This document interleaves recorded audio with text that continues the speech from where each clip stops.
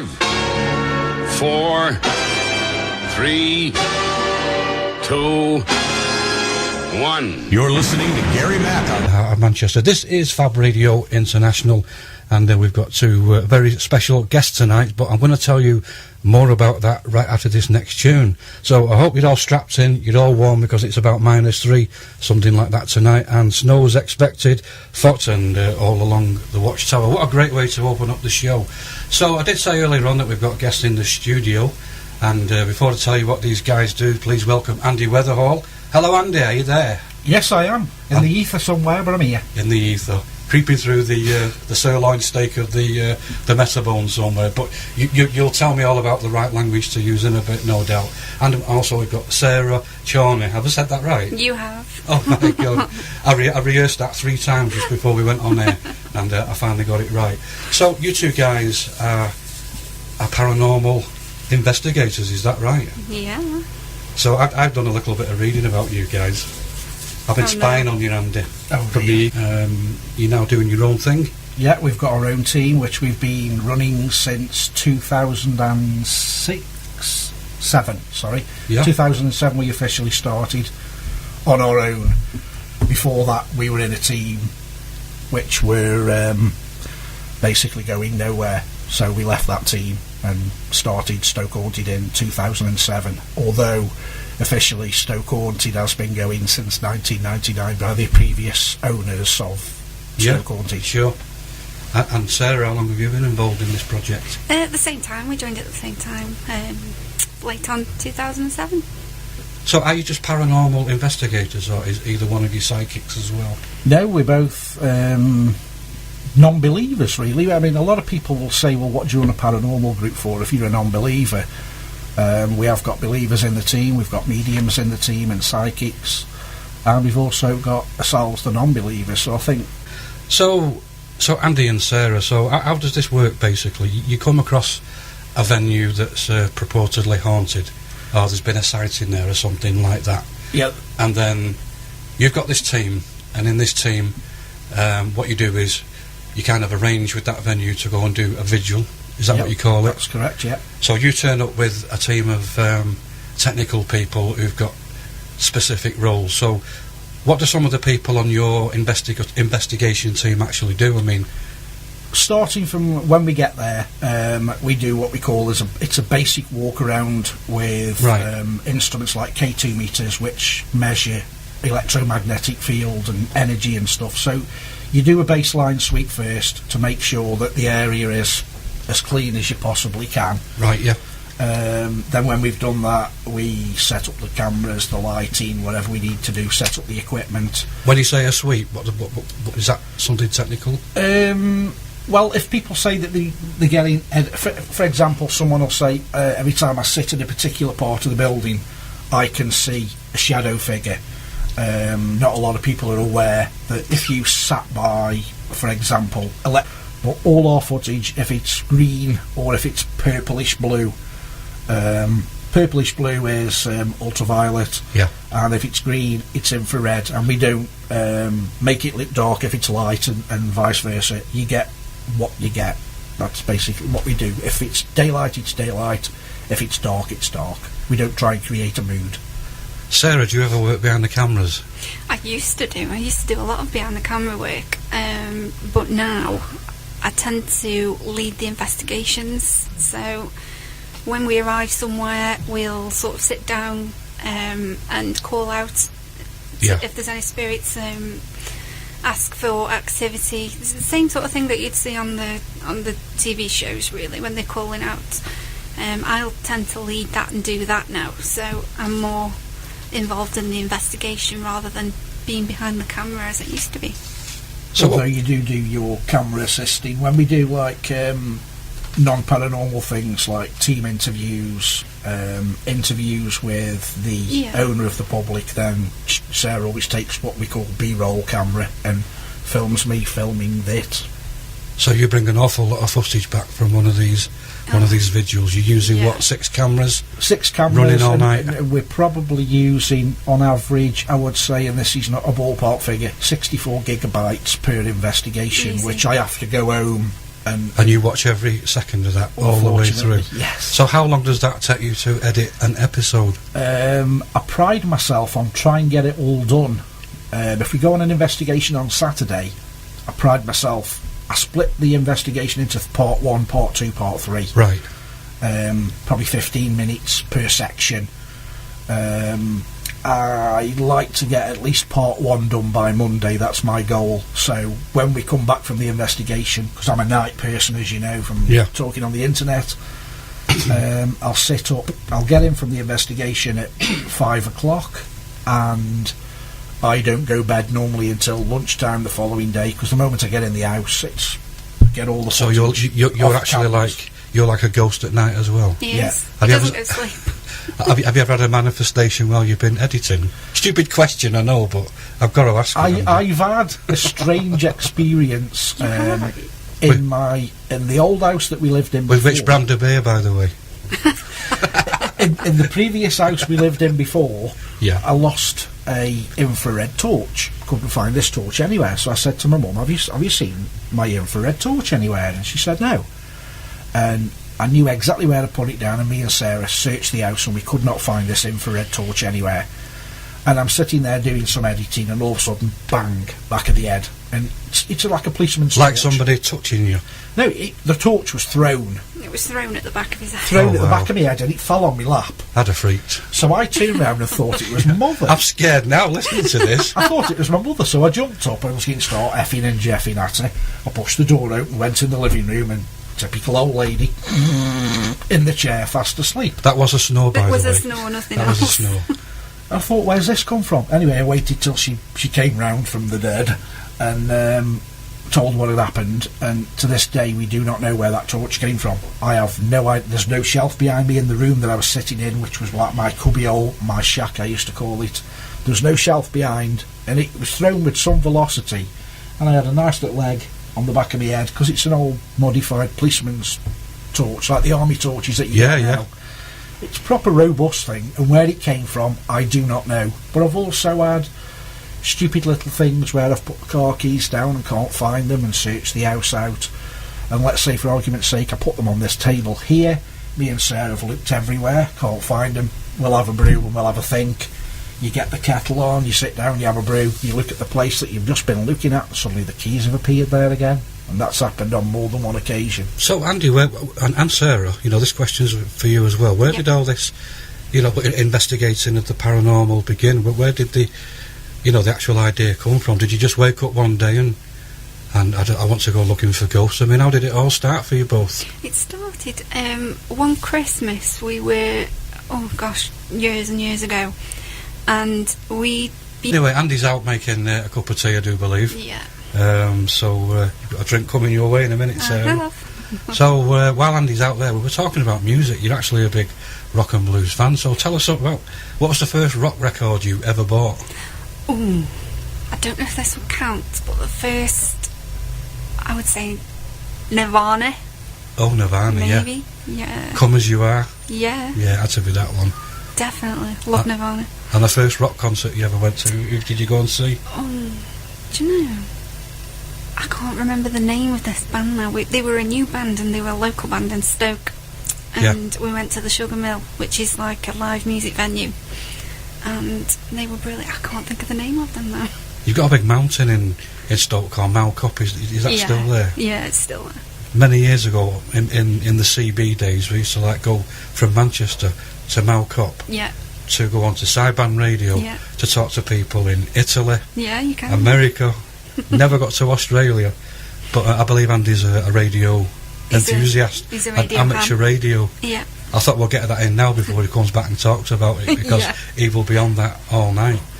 So let's go back to some of these vigils that you've done. What's the most frightened you've ever been while you've been out there investigating? The most frightened I've ever been, we went to do an investigation above an old chip shop in the city centre in Stoke, and it was just like a load of abandoned office rooms. And there'd been reports of noises and various things from people below. They could hear all these things going on.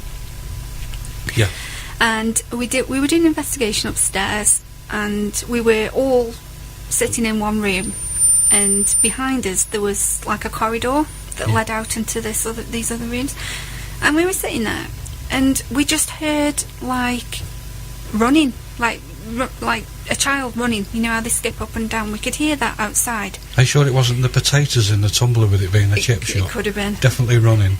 Okay. So you heard the running noises? Yeah, and me and my friend, we looked round, and for some reason I just felt terrified, and she was the same. We were absolutely terrified, and like normally on a ghost hunt I'm not scared, or I'll go anywhere and do anything really, but... And you're not frightened of the dark? Not frightened of the dark, no, unless I trip over. But no, not frightened of the dark. But for some reason on this night, we were just so scared, and I couldn't go and look in the corridor. So I'd say that was the most scared I've ever been, really. And there was no reason for it, I don't know. We've got Andy back now, so... Now I've got coffee. You've got coffee. Andy, what was your most scariest moment on one of your vigils? I'm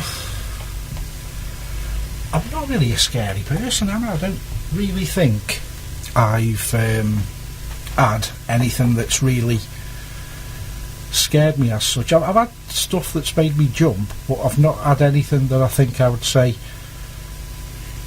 that scared me at all. I can't know if Sarah can. What about that time you got hit in the face? Oh yeah, that's another thing I'm talking about. When we were on about do ghosts exist or not, we were at an investigation. I'll keep this short. We're at an investigation. 3 guys in one room.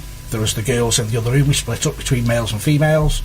We went in another room. I was about 10-12 feet away from the guy that was standing in front of me, and all of a sudden I felt a smack on the right hand side of my face, just like somebody punched me, and it was a good... Was it a Man United or was it a Man City fan? Well, I'm a Man United fan, so sure it wasn't a football that just like came from the sky? It was a right good punch, and I came out to the girls and I said, something's just hit me at the side of the face, and all the side of my face and my neck had all gone as red as the t-shirt I'm wearing now, and by the end of the night it started to swell up. The following day I had to go to the emergency dentist because I thought it was a tooth problem, thought I'd got a wisdom tooth or something. Right. And the dentist said to me, you've got what we call the soft tissue injury. Now, Andy, Sarah, what was I going to ask you earlier on? If people want to get into this kind of like ghost hunting, where do they start? I mean, what equipment do they need, and what does that equipment do? Sarah, you like to answer that? I think you'd perhaps need a camera, video camera. Does it have to be one with night vision on it, infrared? It doesn't have to be. You can go ghost hunting in the day. It's no different. We've done both. So I would say a camera, and you can get some kind of EMF meter, but it's not necessary. I really think the best equipment. I've actually seen those on eBay. Yeah. I mean, what are they? Do they detect temperature changes, or...? It's electromagnetic field, so anything that transmits or anything that gives out a radiation or a magnetic field, so a mains plug, microphone, mains electricity, anything that gives off an electromagnetic field can cause psychotic problems with your head.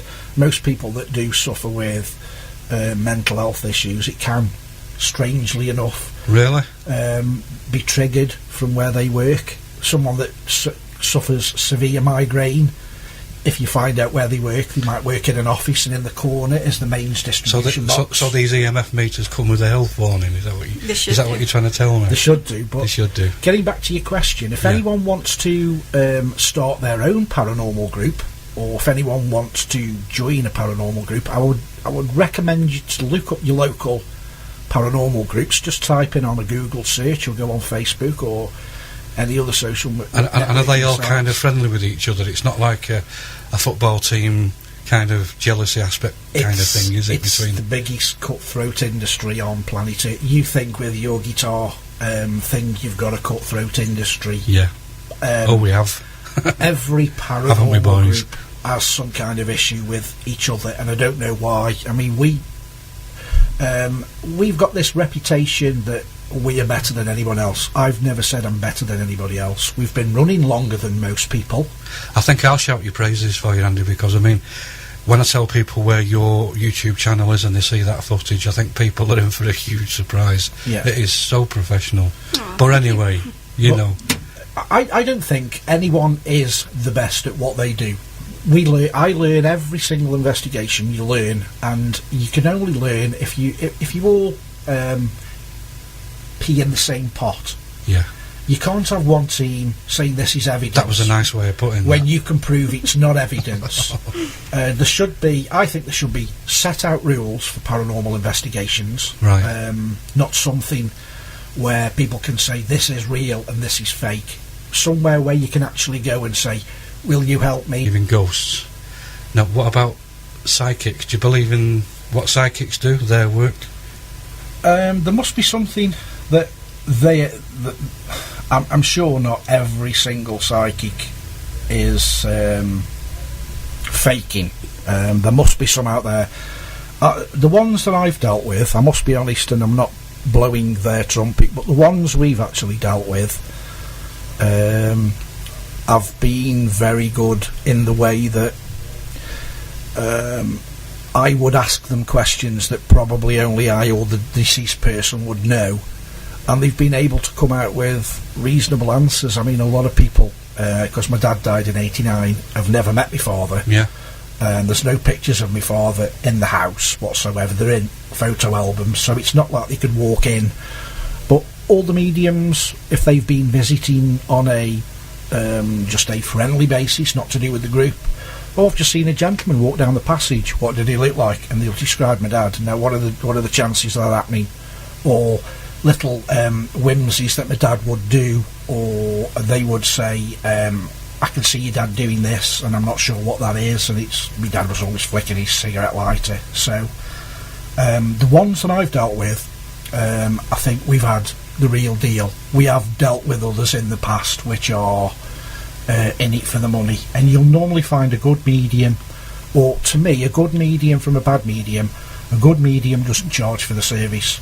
A bad medium normally wants to make money. Oh. Now, I'm not saying that all mediums that charge are bad, but in our industry it seems that the ones that charge are trying to make a living from it, which I'm not knocking them for doing that, but I can then prove that they're doing it and they're not making it up. I mean, there are basic aspects of the way that psychics work that confuse me. You'll see a psychic, say, on an investigation on one of the major TV channels, without mentioning certain shows, but there are several shows now, you know, not just in the UK but in America as well. So, for instance, when they're like picking up on a person's name, like an identity, and they go from, I think I'm hearing Joanne, Jacob, John.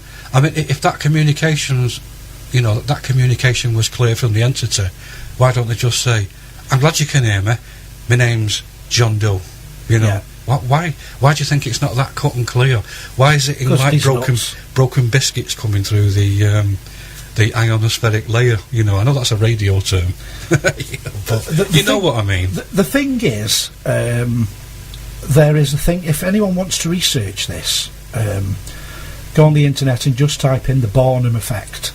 Right. Most mediums who are fake use what's known as the Barnum effect, and it goes from the old stage shows, the old circuses, the old mind reading act, and it explains how you can actually do the mind reading act, and it all boils down to body language. So if I said to you, do you know an elderly person? By me communicating with you, I read your body language, and I know that you're going to say yes or no. And when they throw a name, I'm picking up this gentleman. It starts with a J, John, Jacob. Eventually, you're going to nod when I get the right name, and that's basically how it works. But that's kind of what I see. You know, I see that pattern going on in some of the major shows on the TV networks. You know, and that draws other thoughts about ghosts and capturing a real sort of entity and positive proof in a video format. Think about it this way: there's probably at this moment now, as we're sat here broadcasting, there may be 30 million cameras in the world, and I know you've heard this before. 30 million cameras going. You've got security cameras, you know, on roadways, outside banks, in people's properties. And from what I can see, I have not actually viewed one single piece of footage that suggests, just to me as an individual, that is conclusive, that is an entity or a ghost from another world. So when people ask you that question, this goes to you as well, Sarah. I mean, let's start with you, Sarah. I mean, how do you address that? I think the thing is that you've got to remember is that we are investigating to try and get some answers, because there is no solid answers out there. There is no there's no handbook sort of explaining the rules, and it's sort of a grey area. And so we're trying to find answers with methods that we think will work. And so, are you trying to prove, or are you trying to debunk, or are you doing both? We're doing a mixture of both, really. I think if we were to put something out there that we are claiming as paranormal, we want to make sure that we've eliminated every single explanation that it could possibly be. We don't want to put something out there and somebody to say, well, it could have been this, So we want to be thorough in eliminating any natural explanation for what that could be. So I think it's a bit of both. So if you'd caught on camera, say, like, what we've seen many times is like an orb, which is kind of a white fluffy item going across the screen, and then you will put that on your YouTube channel, rather, forgive my linguistics, and say that's what the camera's captured, and not make any presumptions of what that might be. I mean, Andy, is that how it works, basically? Yeah, one thing I can say, which this might change your mind as well, Gary. I asked the same question. I've never seen on any footage a ghost. I've never seen a ghost in the daylight. I've never seen a ghost in the dark. How come? And one of our mediums very kindly pulled me on one side and said, well, what does a ghost look like? So, I think I want to say a massive thank you to both Andy and Sarah for coming into the studio this evening. You've travelled up from Stoke. We didn't know if we were going to get snow, but you made it in. So, guys, thank you very much. Oh, thank you for having us. Thank you for inviting us. And if there's anyone it. out there being cheeky before we go, if anybody out there that lives in the Stoke-on-Trent area wants to join the team, please go onto the Facebook or our website, and we're looking for new members. So good luck to the candidates that want to join. Brilliant. And don't forget, I've got a brand new Facebook page just to support my presence in this show. So if you've got any questions about tonight's show and about paranormal activity, investigations, any aspect of it at all that you need to know, type into Facebook Gary Mack Fab Radio International and you'll find my new page. So Gary Mack, that's MAC, no K on the end, Gary Mack at Fab Radio. Anyway, it's time for me to go home now. It's been a great night. I'd like to thank Mike G for joining me last week. And of course, it's Friday the 13th tomorrow, so we thought we'd have our spooky spectacular. And it was great to have Andy and Sarah down.